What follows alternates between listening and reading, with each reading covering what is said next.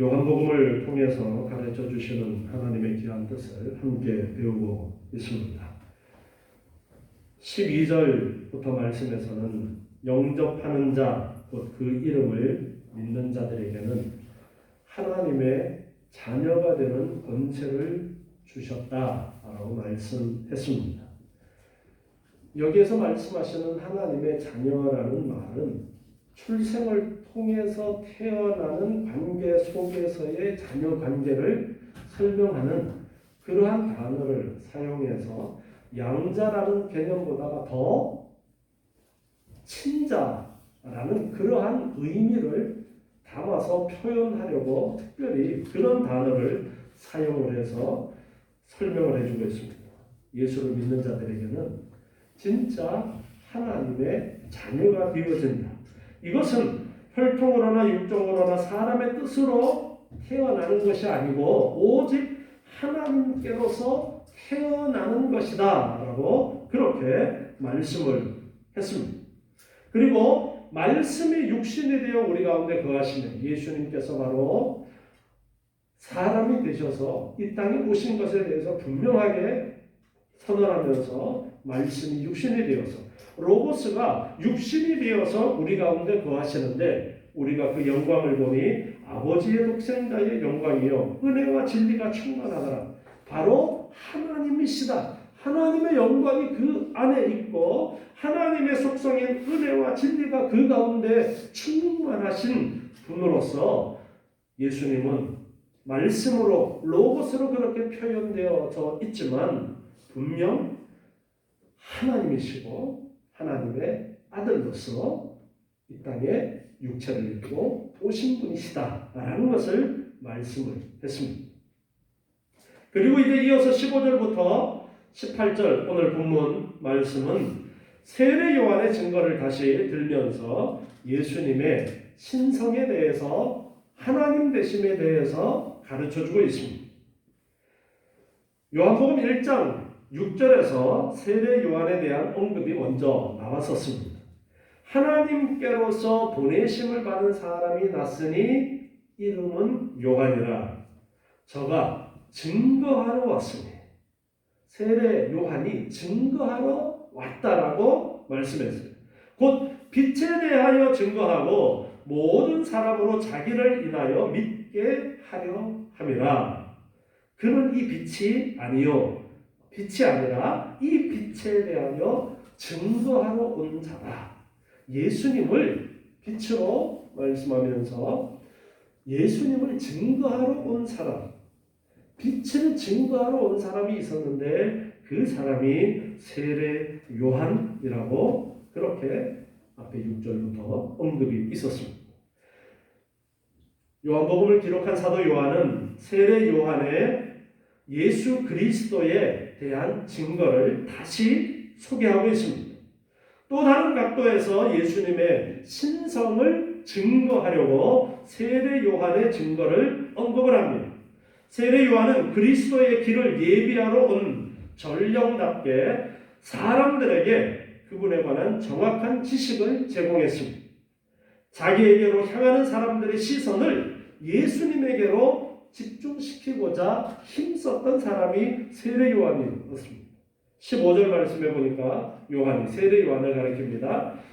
그에 대하여 증거하여 외쳐가로되 내가 전에 말하기를 내 뒤에 오시는 이가 나보다 앞선 것은 나보다 먼저 계심이라 한 것이 이 사람을 가리킴이라 하니라. 세례 요한의 증거를 가지고 와서 말씀하고 있습니다. 세례 요한은 사람들의 시선이 자기에게로 집중되는 것을 자신을 위한 기회로 활용할 수도 있었을 것입니다. 그러나 그는 오직 그리스도를 예수님을 사람들에게 알리는 증인으로서의 자신의 역할에 충실했습니다. 그래서 요한은 증거했습니다. 그 자신을 나타내기 위해 말하지 않고 언제나 예수 그리스도에게 유리한 그러한 증언들을 하고 있습니다. 그는 예수님의 증인으로 부름받은 성도로서 본을 보여주고 있습니다. 우리도 언제든지 예수님의 증인들로서 자신을 드러내는 것이 아니라 우리의 구주와 주님이신 예수님만을 사람들에게 드러내야 한다는 것을 가르쳐주고 있습니다. 세례 요한은 마태복음 3장 11절에 보면은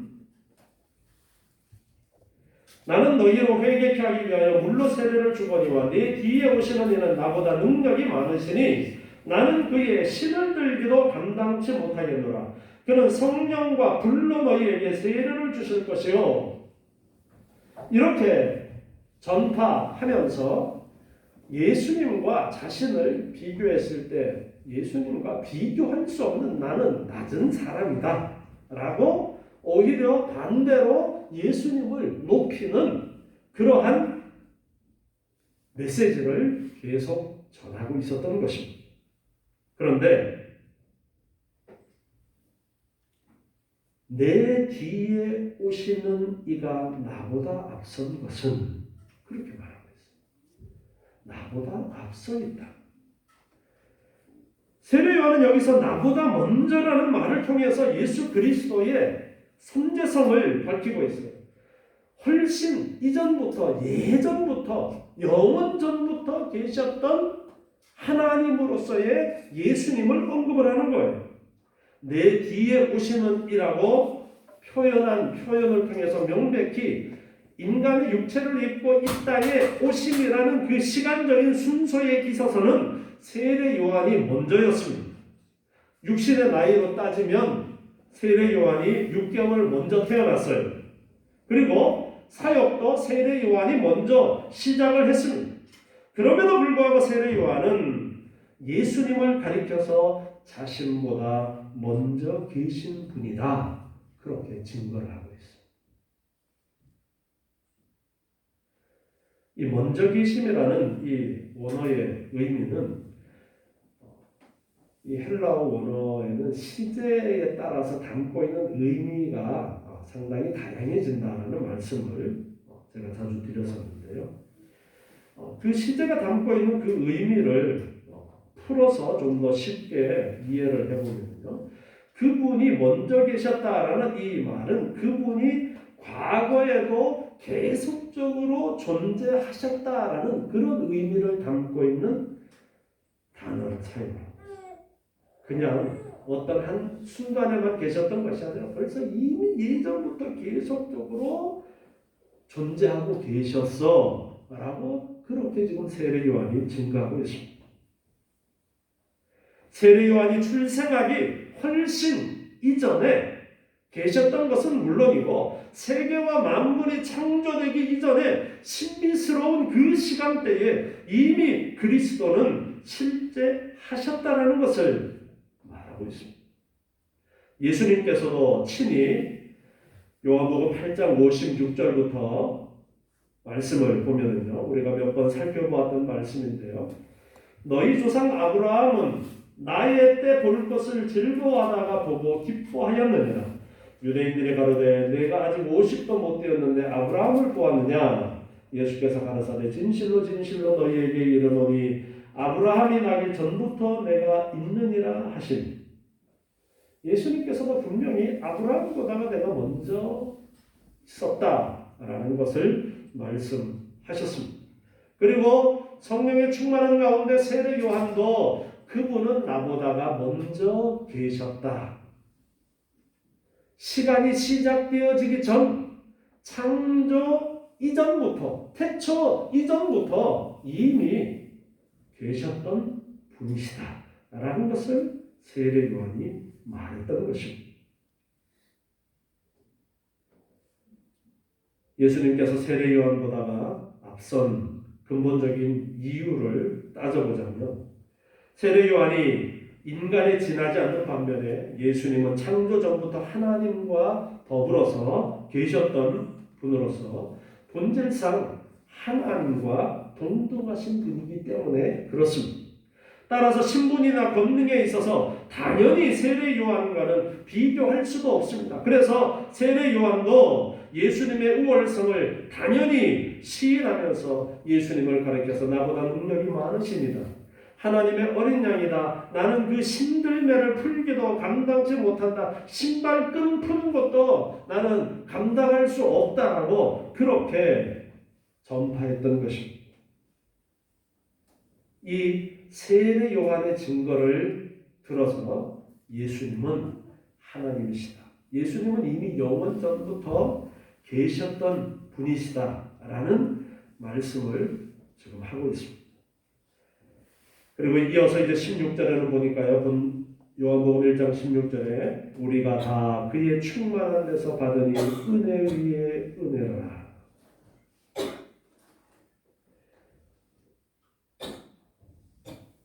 그의 충만한 데서 받는다. 여기에 사용한 이 충만한이라는 이 단어는 플레로마라는 단어의 소유격을 사용하고 있습니다. 차고 넘치는 완전한 분량을 의미하고 있어요. 충만이라는 의미가 차고 넘치는 완전한 분량을 의미하는 단어인데요. 14절에서도 충만하더라는 표현이 나옵니다. 그 표현과도 우리가 연관지어서 생각할 수 있는데요. 14절에 충만하더라가 그리스도의 본성과 관련해서 사용되어진 반면에 오늘 이 16절에서 사용되어지는 충만이라는 단어는 바로 그리스도의 충만하신 그 은혜가 차고 넘쳐서 성도에게 미치는 상태를 표현하고자 이 단어를 사용했습니다. 그런데 특별히 제가 이 원어 플레로마라는 단어를 언급하는 것은 당시에 그리스도교적인 영지주의자들이 이 플레로마 충만을 최고의 영적인 세계로 간주를 하고 있었어요. 이 요한복음이 영지주의의 잘못을 바로잡기 위한 목적이 있었다고 했었잖아요. 그래서 그 영지주의자들이 플레로마라는 단어를 사용해서 충만이라는 의미를 가지고 있는 이 플레로마라는 단어를 어떻게 이해를 했냐면은 최고의 영적인 세계라고 그렇게 간주를 했던 거예요. 그러면서 예수가 플레로마에서 이 세상으로 왔다. 충만해서 이 세상으로 왔다라고 그렇게 그들이 가르치고 있었어요. 그러나 이에 반해서 사도 요한은 충만함이 그리스도에게 속하는 것이다라고 지금 말씀하고 있는 거예요. 그 충만한 세계에서 예수님이 오신 것으로만 영지주의는 이야기하면서 그 플레로마라는 영적인 세계는 뛰어난 우월한 세계고 이 육이라는 이 지상 세계는 하등한 수준 낮은 세계고 영지주의는 그렇게 구분을 한단 말이에요. 그래서 예수님이 실질적으로 오신 것이 아니라 가현설 얘기했었죠. 가짜로 오신 것이지 영적으로 오셨다든가 이제 그런 식으로만 이제 이해를 하려고 했던 거예요. 그래서 그것이 아니라 예수님이 충만이시고 너희가 충만한 상태에서 예수님이 그저 가현설로 왔다라고 그렇게 가르치지만 그게 아니라 예수님 자체가 충만이시고 그 충만하신 예수님이 지금 이 자리에 오셔서 우리 가운데 계셨었어. 지금 사도 요한은 그 이야기를 하고자 하는 것입니다. 그래서 우리가 다 그의 충만한 데서 받는다라고 말씀하고 있습니다. 골로새서 1장 9절에서는 아버지께서 모든 충만으로 예수 안에 거하게 하셨다라고 말씀하셨고 에베소서 3장 8절에서는 측량할 수 없는 그리스도의 풍성이라는 표현을 통해서 예수 그리스도 안에 그 풍성함이 있다라는 것을 가르쳐주고 있습니다. 루터는 그리스도의 충만함을 아무리 물을 퍼내어도 고갈되지 않는 샘에 비유해서 그 충만이라는 의미를 표현하고자 했었습니다. 그래서 그의 충만함이라는 것은 정말 부족함이 없는 영원히 샘솟는 사마리아 우물가에서 말씀하셨던 영원토록 샘솟는 샘물, 그런 의미로 우리가 이해를 할 수 있는 그 충만이라는 것입니다. 우리가 다 그의 그 충만한 데서 받으니 은혜 위에 은혜로라. 이 은혜 위에 은혜라는 것, 무엇 위에라고 번역되어진 이 헬라어는 원래 무엇과 대조하여라는 그러한 뜻을 가지고 있는데, 신약 성경에서는 주로 무엇 대신에라는 뜻으로 사용되었습니다. 따라서 은혜 위에 은혜라는 이 말씀은 문자적으로는 은혜 대신에 은혜라고 볼 수가 있습니다. 이것은 한 번 받은 은혜가 그 능력을 다 발하고 나면 또 다른 은혜를 받게 되어진다는 그런 의미를 나타내는 말이에요. 그래서 은총을 받고 또 받고, 은혜를 받고 또 받고 라는 그런 의미로 번역되어질 수도 있습니다. 즉 하나님의 은혜는 곧 그리스도의 은혜이고, 이것은 넘쳐 흐르는 충만함으로 인해서 성도에게 끊임없이 이어지는 은혜라는 것을 말하고 있는 거예요. 은혜 대신에 또 은혜, 대신에 또 은혜, 즉 은혜가 끊이지 않는다라는 그런 의미를 지금 이렇게 은혜 위에 은혜라는 이런 표현을 사용해서 말씀하고 있습니다. 그래서 우리가 다 그의 충만한 데서 받게 되어지는데, 그 은혜는 끊임없이 우리에게 주어지는 은혜라는 그 말씀을 하고 있습니다. 그래서 예수 그리스도 안에 충만함이 있는데, 거기에서 흘러나오는 그 은혜는 끊어지지 않는, 가라지 않는, 부족하지 않는, 계속적으로 주어지는 그 은혜라는 것을 말씀하고 있어요. 그래서 세례 요한이 증거했던 그 예수님은 우리가 다 그 충만한 가운데서 계속적으로 은혜를 공급받게 되어지는 그러한 분이시다 말씀하고 있습니다. 17절에 가서 보면은 율법은 모세로 말미암아 주신 것이요 은혜와 진리는 예수 그리스도로 말미암아 온 것이라.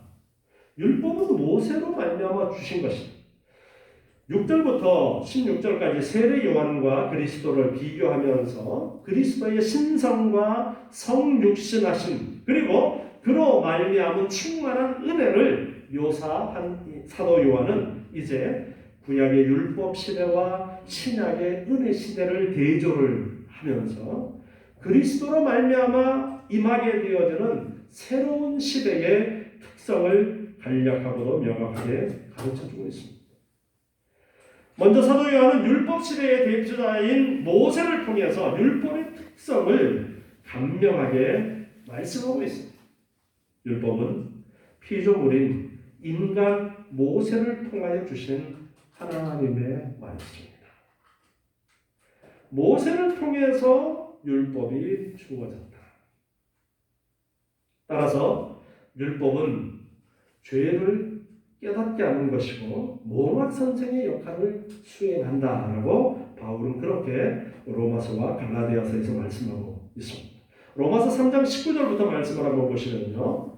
로마서 3장 19절에 우리가 알거니와 무릇 율법이 말하는 바는 율법 아래 있는 자들에게 말하는 것이니 이는 모든 입을 막고 온 세상으로 하나님의 심판 아래 있게 하려 함이니라. 그러므로 율법의 행위로 그의 앞에 의롭다 하심을 얻을 육체가 없나니 율법으로는 죄를 깨달음이니라. 율법으로는 죄를 깨닫는 것이다. 21절에 이제는 율법 외에 하나님의 한 의가 나타났으니 율법과 선지자들에게 증거를 받은 것이다. 사도 요한이 지금 율법과 은혜와 진리를 오늘 17절 본문에서 비교하는 것처럼 사도 바울도 로마서 3장에서 율법 이제 다음에 하나님의 새로운 의가 나타났다.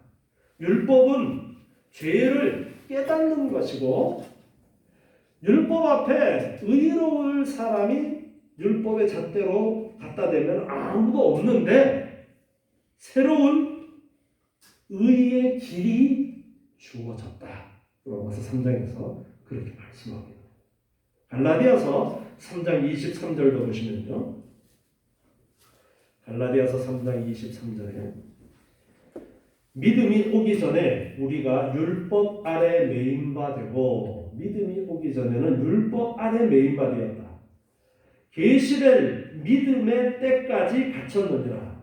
율법의 시대와 믿음의 시대를 이제 이야기를 하고 있어요. 율법에 반대되는 다른 개념으로서 믿음의 때라는 말씀을 하고 있습니다. 그리고 24절에 이같이 율법이 우리를 그리스도에게로 인도하는 몽학선생이 되어 우리로 하여금 믿음으로 말미암아 의롭다함을 얻게 하려 함이니라. 믿음이 온 후로는 우리가 몽학선생 아래 있지 아니하도다. 아멘. 율법을 몽학선생이라고 그렇게 말하고 있습니다. 율법은 예수 그리스도에게로 믿음이 온 후로라고 말씀하고 있어요. 예수님이 오신 그 이후로는 율법이 이제 더 이상 그 기능을 끝냈다라는 거예요. 율법은 죄를 깨닫게 하고 예수 그리스도에게로 이끄는 역할을 하기 때문에 율법에 대해서 예수 그리스도로 이 율법을 해석하지 않고 그 자체로만 가지고서 율법을 이해하려고 하면 잘못 이해하게 되어지는 것이고, 그 율법은 모세에게 주어진 그 율법은 바로 예수님에게로 나아가는 하나의 통로적인 그러한 역할, 예수님께로 안내하는 안내서와도 같은, 율법을 봄으로써 예수를 찾게 되어지고 율법 앞에 내 자신을 볼 때에 죄인으로서 나는 어찌하면 좋은가라는 그러한 외침 가운데 예수 그리스도에게로 나아가는 길을 발견할 수 있도록 이끄는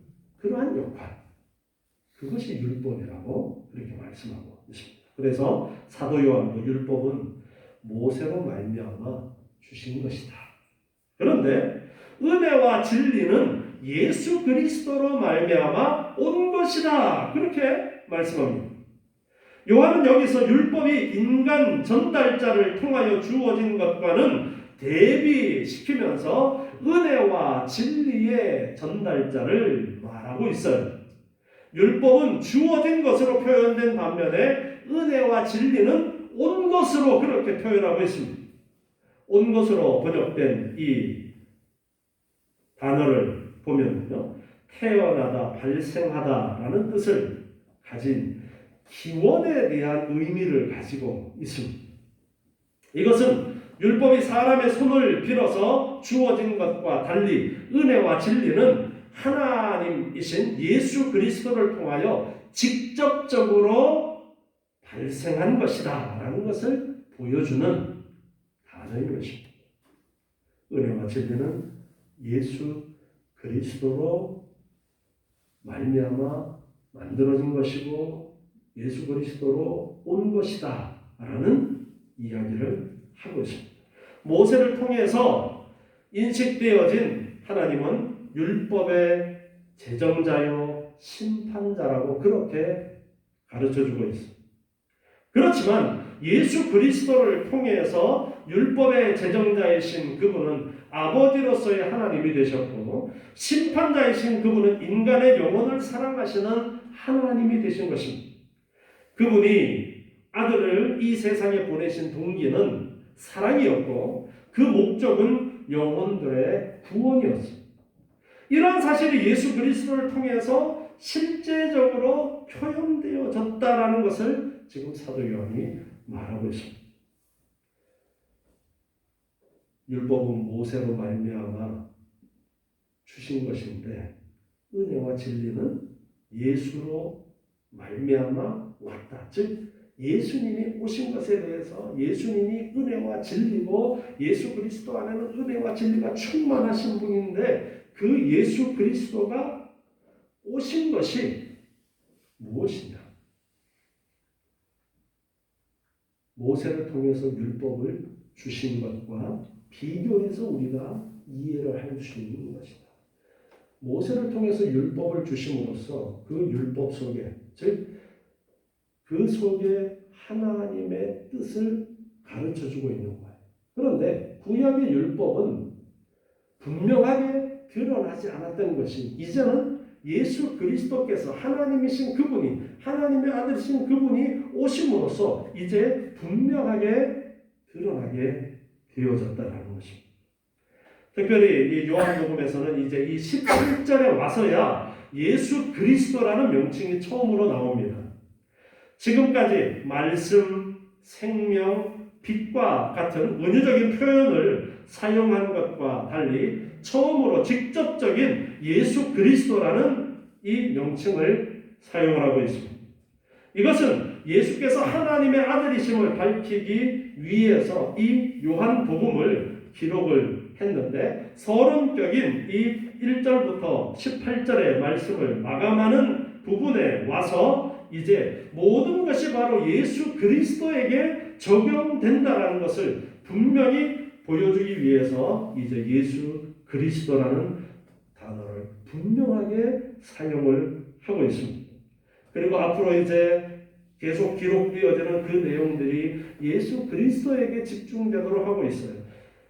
말씀, 생명, 빛으로 언급되었던 그 모든 것이 예수 그리스도를 이야기하는 것이고 앞으로 계속 언급되어지는 그 내용들이 예수 그리스도에 대한 이야기다라는 것을 보여주고 있는 것입니다. 은혜와 진리는 예수 그리스도로 말미암아 왔는데 18절 본래 하나님을 본 사람이 없으되 아버지 품속에 있는 독생하신 하나님이 나타내셨느니라. 하나님을 본 사람이 없다. 문자적인 의미로는 결코 보이신 적이 없는 하나님 이렇게 직역을 할 수가 있어요. 그리스도 이전에는 하나님을 본 사람이 아무도 없다. 이걸 강조하는 그런 의미입니다. 모세가 하나님과 대면해서 명성을 얻기도 했어요. 그러나 그 역시 하나님의 본체를 본 것은 아니었습니다. 왜냐하면 유한하고 죄악된 인생이 거룩하고 영광스러운 하나님을 본다는 것은 곧 죽음을 의미하기 때문입니다. 출애굽기 33장 20절 말씀에 보면 출애굽기 33장 20절에서 또 가라사대 내가 내 얼굴을 보지 못하리니 나를 보고 살 자가 없음이니라 이렇게 말씀하셨습니다. 그랬기 때문에 모세도 하나님의 얼굴을 직접 보지 못했습니다. 그래서 하나님을 본 사람이 없는데 아버지 품속에 있는 이 품속이라는 이 단어를 사용하는 것은 관용적인 의미로서 매우 가까운 관계라는 의미를 표현해주는 그런 관용적인 표현입니다. 그래서 예수님이 하나님 아버지 품속에 있었다라는 이 표현을 통해서 예수님과 하나님이 얼마나 친밀한 관계인가를 이제 나타내고 있는 것입니다. 1절에서 이 말씀이 하나님과 함께 계셨으니 라는 말씀이 있었는데 그 말씀과 동일한 그러한 의미로서 우리가 이해할 수 있어요. 아버지 품속에 있는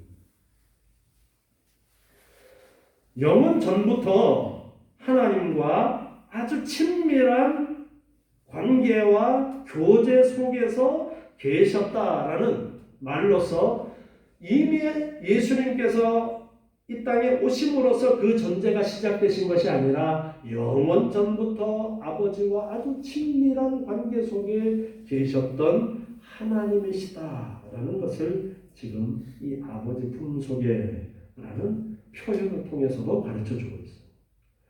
그리고 독생하신 하나님.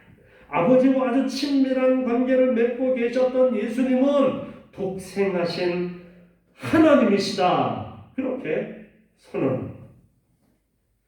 14절에서도 아버지의 독생자란 표현이 나왔었는데요. 이 표현은 예수께서는 다른 어떤 존재도 갖지 못했던 하나님과 유일한 관계를 가지신 분이다라는 그런 의미라고 설명을 드렸었습니다. 그러나 이 18절에서는 독생하신 하나님이라는 보다 직접적인 표현이 사용되어지고 있어요. 그래서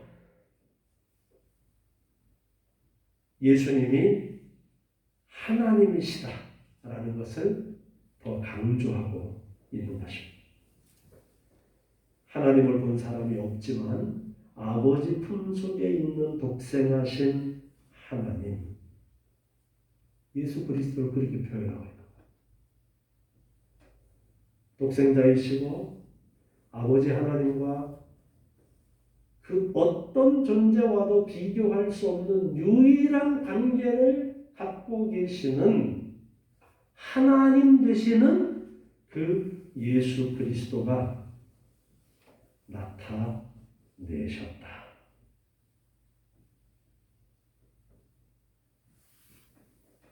창세 이후에 하나님을 본 사람은 하나도 없습니다.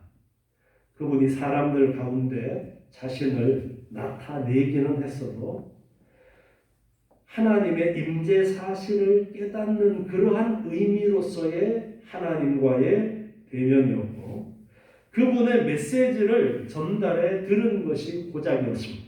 그렇지만 그리스도의 오심은 사정이 달랐어요. 이제는 인간이 하나님의 본질을 대하게 되어지는 것이다. 그렇게 말씀하고 있습니다. 우리가 계시라는 말을 제가 신학적인 용어라면서 말씀을 드렸었습니다. 성경 말씀을 특별 계시, 자연을 이제 일반 계시 그렇게 신학적으로는 구분을 한다고 했어요. 그러면서 계시라는 것은 하나님을 보여주시는 거예요. 하나님이 어떤 분이신가를 가르쳐주는 것이 계시인데 일반 계시는 자연 만물 속에 하나님이 어떠하심을 보여주시는 것이고 특별 계시는 특별히 기록되어진 말씀을 통해서 하나님이 어떤 분이신가를 보여주시는 것이 특별 계시고 성경은 특별 계시다. 그래서 우리는 이 성경 말씀을 근거로 신앙생활을 하게 되어지는 것이다. 그런 말씀입니다. 하나님에 대해서 우리가 다 알 수가 없어요. 단지 하나님이 가르쳐 주시고 하나님이 보여주시는 것만큼밖에 우리가 하나님을 알 수가 없어요. 그런데 특별히 모세를 이야기하면서 모세를 통해서 하나님의 말씀을 주신 것, 이건 역시 계시예요.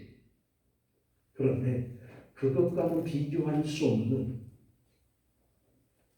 은혜와 진리이신 그분이 직접 오셔서 하나님을 나타내 보여주셨다. 하나님의 본체가 우리 가운데 계셔서 하나님을 직접 대할 수 있게 되었다. 그 이야기를 지금 사도 요한이 하고 있는 거예요. 요한복음 14장 6절 말씀에서는요. 요한복음 14장 6절 오늘 교동문에서도 읽은 내용이죠. 예수께서 가라사대 내가 그 길이요 진리요 생명이니 나로 말미암지 않고는 아버지께로 올 자가 없느니라. 예수 그리스도로 말미암지 않고는 아버지 하나님께로 나아갈 수 없다. 내가 길이다. 내가 유일한 길이다. 라고 그렇게 말씀을 하고요. 그리고 14장 9절에서 예수께서 가라사대 빌립아 내가 이렇게 오래 너희와 함께 있으되 내가 나를 알지 못하느냐.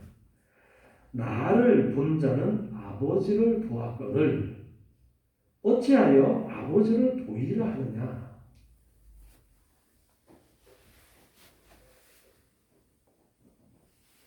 나를 본 자는 아버지를 보았거늘. 예수님이 하나님과 동일하시다. 빌립보 2장에서도 그런 근본 하나님의 본체시나 그렇게 말씀했었죠. 골로새서 1장 15절에서도 보면요. 골로새서 1장 15절에 그는 보이지 아니하시는 하나님의 형상이요. 그렇게 말씀합니다. 그는 보이지 아니하시는 하나님의 형상이시다. 예수님이 이 땅에 사람으로 오신 이 사건이 얼마나 엄청난 사건인가를 우리가 알아야 해요. 영지주의자들이 생각했던 예수님이 하나님의 아들, 하나님 그래 좋아. 그런데 그 하나님은 저기 높은 차원에 거기 계시고 이 땅에 오셨던 분은 그 하나님의 아들이신 하나님의 본체가 아니고 그냥 영으로 이 땅에 계셨던 것 아니야? 그런 식으로 예수님에 대한 잘못된 이해가 있었던 거예요. 그리고 어떤 사람은 예수님은 그저 요셉하고 마리아 아들이지 무슨 하나님이야 그렇게 생각하는 사람들도 많이 있었어요. 어쩌면 여러분들 가운데도 그저 그렇게만 이해를 했을 수도 있습니다. 그런데 사도 요한은 차근차근히 지금 예수님이 하나님 되심에 대해서 증거하고 있어요. 그러면서 하나님의 본체이신 그분이 천지 만물을 만드신 분이시고 빛과 생명으로 이 땅에 오셨고 세례 요한도 먼저 와서 예수 그리스도를 그렇게 증거했고 그분은 바로 예수 그리스도는 바로 하나님이시고 하나님의 본체시고 하나님께서 구약시대 때 모세를 통해서 말씀으로 하나님을 계시하셨다면 이제는 때가 되어서 하나님께서 직접 오셔서 하나님을 보여주신 것이 바로 예수 그리스도다. 이 말씀을 지금 하고 계십니다. 그리고 사도 요한은 그분이 우리 가운데 계셨는데 사람들이 영접하지 않았어.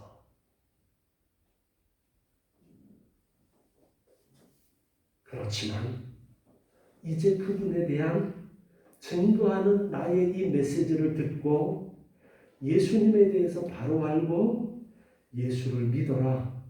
그러면 너희는 하나님의 친자녀가 되어진다.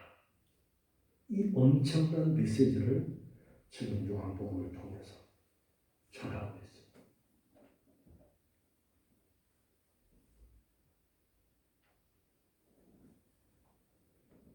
우리도 이제 이 예수님에 대해서 바로 알고 바른 믿음을 가져야 되고요. 이 예수님에 대해서 우리가 잘 배워서 또 이 예수님을 사도 요한처럼 세례 요한처럼 예수님을 증거하는 증인이 되어져야 돼요. 내가 확실하게 알고 바로 믿고 또 전하는 예수님께서 분부하신 말씀대로 땅끝까지 이르러 내 증인이 되라 말씀하셨던 것처럼 복음을 바로 믿고 내가 하나님의 자녀가 되어질 뿐더러 이제 이 복음을 올바로 증거하는 여러분 되시기 바랍니다. 기도하겠습니다. 하나님 감사합니다. 저희를 사랑하셔서 친히 이 땅에 오셔서 우리의 구원자가 되시고 한량없는 은혜를 저희에게 허락하여 주시고 오늘도 내일도 영원토록 우리에게 끊임없이 은혜 위에 은혜를 내려주심을 감사합니다. 저희를 택하시고 구속하셨기에 영원토록 우리와 함께 하시고 그 은혜가 끊임없이 내려집니다. 주님의 그 기쁨의 나라에 우리가 당당히 나아감을 감사합니다. 이 놀라운 사랑과 은혜를 이제 저희들이 또한 세상에 증거할 수 있도록 도와주시고 택함받은 하나님의 자녀들이 함께 귀한 믿음의 길을 가며 하나님의 자녀로서의 그 영광스러운 삶을 감사와 기쁨 속에 살아갈 수 있도록 주님 은혜 허락하여 주시옵소서. 한 주간 동안도 하나님과 동행하는 감사와 기쁨이 넘치는 삶이 되도록 주님 복 내려 주시옵소서. 예수님의 이름으로 기도드리옵나이다. 아멘.